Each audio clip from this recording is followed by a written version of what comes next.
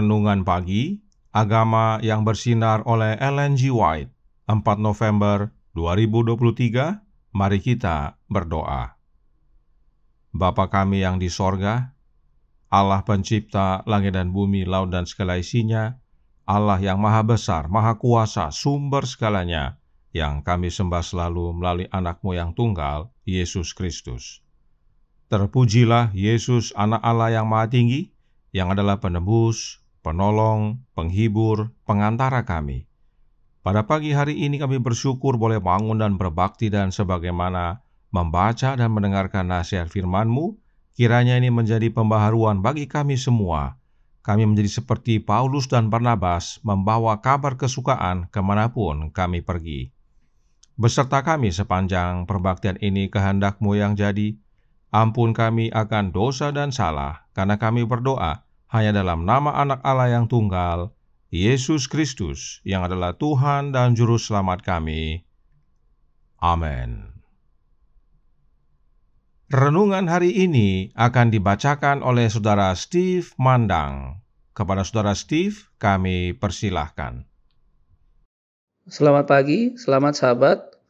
Judul renungan pagi hari ini, Paulus dan Barnabas membawa kabar kesukaan ke Antiokhia.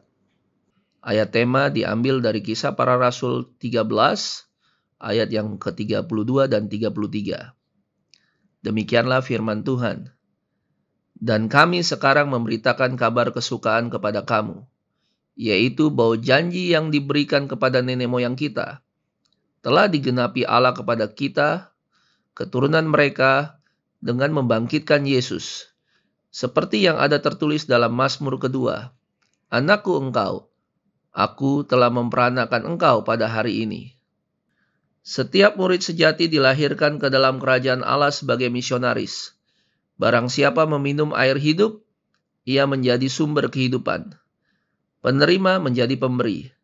Kasih karunia Kristus di dalam jiwa bagaikan mata air di padang gurun, yang memancar untuk menyegarkan semua orang, dan membuat mereka yang siap binasa bersemangat meminum air kehidupan.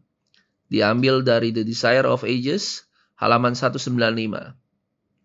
Selama pelayanannya, Yesus terus-menerus menyampaikan kepada para murid fakta bahwa mereka harus bersatu dengannya dalam pekerjaannya demi pemulihan dunia dari perbudakan dosa.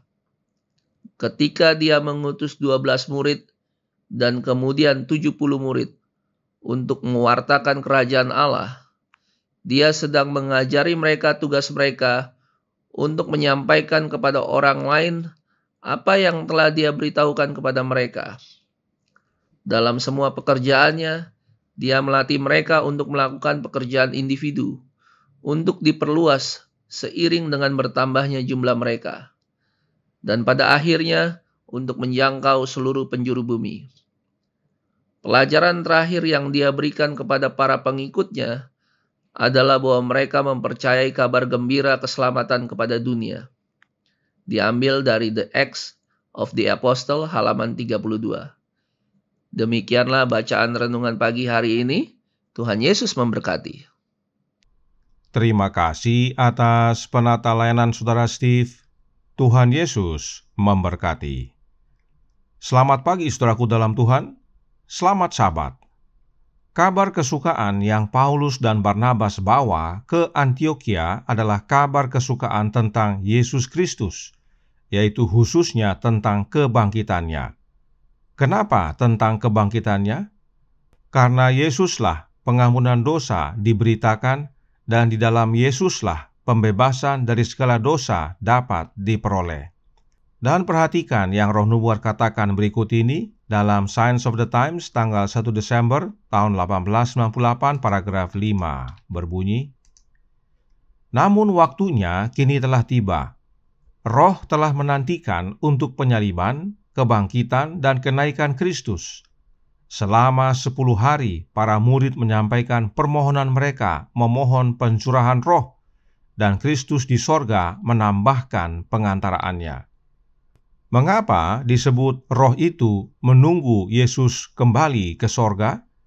Sebab Yesus berkata dalam Yohanes 7 ayat 38 dan 39 yang berbunyi, "Barang siapa percaya kepadaku, seperti yang dikatakan oleh kitab suci, dari dalam hatinya akan mengalir aliran-aliran air hidup." Yang dimaksudkannya ialah roh yang akan diterima oleh mereka yang percaya kepadanya, sebab roh itu belum datang karena Yesus belum dimuliakan. Air hidup itu dilambangkan dengan roh, dan roh yang Yesus maksudkan belum datang karena Yesus belum dimuliakan. Kapan Yesus dimuliakan? Waktu sudah kembali ke sorga. Inilah dasarnya dikatakan roh menunggu, yaitu menunggu Yesus kembali ke sorga untuk dimuliakan. Kapan Yesus dimuliakan di sorga? Pada hari Pentakosta. Itu sebabnya para murid disuruh menunggu dan mereka berkumpul dan berdoa selama 10 hari. Sebab pada hari Yesus dimuliakan, roh itu dicurahkan. Itulah hari Pentakosta. Roh Nubuat berkata dalam Signs of the Times tanggal 17 Mei tahun 1899 berbunyi, "Betapa cepat Kristus memenuhi janjinya dan mengirimkan dari istana sorgawi jaminan dari kasih-Nya. Sesudah pelantikannya, roh datang, dan Kristus memang sudah dimuliakan, bahkan dengan kemuliaan yang Dia miliki sejak kekekalan bersama Bapa-Nya." Itulah sebabnya Yesus berkata, "Adalah lebih berguna bagi kamu jika aku pergi. Sebab jikalau aku tidak pergi, penghibur itu tidak akan datang kepadamu, tetapi jikalau aku pergi, aku akan mengutus Dia kepadamu." Sebab saat Yesus pergi kembali ke sorga, Yesus dimuliakan dan roh itu dicurahkan. Jika Yesus tidak kembali dan tidak menerima pemuliaan dari Bapa-Nya, maka roh itu tidak akan datang. Karenanya ingat, pencurahan roh itu bersyarat, yaitu pertama, Yesus harus pulang ke sorga, dan kedua, Yesus harus dimuliakan Bapa-Nya. Karenanya saudaraku dalam Tuhan, nyata bahwa roh yang dicurahkan adalah rohnya Kristus itu sendiri. Itulah air hidup yang Yesus janjikan. Renungan hari ini berkata dalam Radiant Religion halaman 310 paragraf 2 berbunyi, "Kasih karunia Kristus di dalam jiwa bagaikan mata air di padang gurun, yang memancar untuk menyegarkan semua orang dan membuat mereka yang siap binasa bersemangat meminum air kehidupan." Perhatikan, Roh Nubuat berkata bahwa kasih karunia Kristus di dalam jiwa bagaikan mata air di padang gurun. Nah, dalam tulisan lainnya, Roh Nubuat berkata dalam Steps to Christ halaman 77 paragraf 3 berbunyi, "Roh Kristus di dalam hati bagaikan mata air di padang gurun mengalir menyegarkan semua orang dan membuat mereka yang siap binasa bersemangat meminum air kehidupan." kalimatnya serupa. Dan untuk menolong, mari kita sandingkan. Roh Kristus di dalam hati bagaikan mata air di padang gurun adalah sama dengan kasih karunia Kristus di dalam jiwa bagaikan mata air di padang gurun. Dan dikatakan membuat mereka yang siap binasa bersemangat meminum air kehidupan. Oleh sebab itu, kasih karunia Kristus itu sama dengan Roh Kristus, sebab keduanya adalah mata air kehidupan bagi jiwa yang dahaga. Mengapa hal ini penting sekali kita pahami? Karena inilah sumber kabar sukacita, kabar kesukaan yang Paulus dan Barnabas bawa kemanapun mereka pergi. Sebab Yesus hadir dan menyertai para rasul dan para murid dalam mengabarkan kebenaran oleh kehadiran Roh-Nya. Berikut contohnya dalam Kisah 18 ayat 9 dan 10.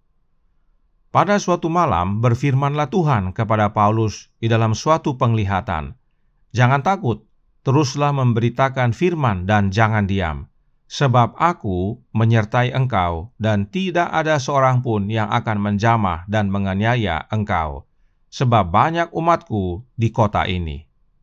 Siapakah Tuhan yang dimaksudkan? Tuhan Yesus tentunya. Sebab ingat dalam Kisah 2 ayat 36, Allah telah menjadikan Yesus Tuhan dan Kristus. Dan Yesus berkata kepada Paulus, "Jangan takut, beritakan firman dan jangan diam, sebab aku menyertai engkau." Memang Yesuslah yang berjanji untuk menyertai kita sampai kesudahan. Bagaimana Yesus menyertai umatnya? Oleh kehadiran Roh-Nya yang disebut Roh Kristus atau Roh Yesus. Dan bila mana Roh Kristus dalam hati kita, maka kita akan membawa kabar kesukaan kemanapun kita diutus. Sebab sumber air ada dalam hati kita, dan kita menjadi saluran air kehidupan bagi sesama. Kiranya ini menjadi sukacita dan pembaruan bagi kita semua. Buka hati agar Kristus masuk oleh kehadiran Roh-Nya, dan kita pun menjadi saluran air kehidupan. Tuhan memberkati, saya bawa dalam nama Yesus. Amin. Mari kita berdoa. Bapa kami yang di sorga, Allah pencipta langit dan bumi, laut dan segala isinya, Allah yang maha besar, maha kuasa, sumber segalanya, yang kami sembah selalu melalui anak-Mu yang tunggal, Yesus Kristus. Terima kasih atas nasihat yang menguatkan pada pagi hari ini, bahwa sumber kesukaan dalam kami mengabarkan kebenaran bagi sesama adalah oleh karena Kristus menyertai kami, tinggal dalam hati kami, menjadi sumber mata air yang mana dapat kami berikan dan salurkan kepada sesama, kepada mereka yang dahaga, dan mereka berhasrat untuk minum air kehidupan. Karenanya, tolong kami ya Bapa, curahkan roh anak-Mu dalam hati ini, tinggal dalam kami ya Yesus, dan jadikan kami saluran air kehidupan, agar kemanapun kami pergi Engkau utus, kami menjadi pembawa kabar kesukaan bagi banyak orang, khususnya untuk menerima Kristus sebagai juru selamat pribadi mereka, dan mereka pun menerima Roh-Mu ya Yesus, agar menjadi saluran kehidupan bagi orang lain. Beserta kami sepanjang hari ini kehendak-Mu yang jadi, ampun kami akan dosa dan salah, karena kami berdoa hanya dalam nama Anak Allah yang tunggal, Yesus Kristus, yang adalah Tuhan dan Juru Selamat kami. Amin.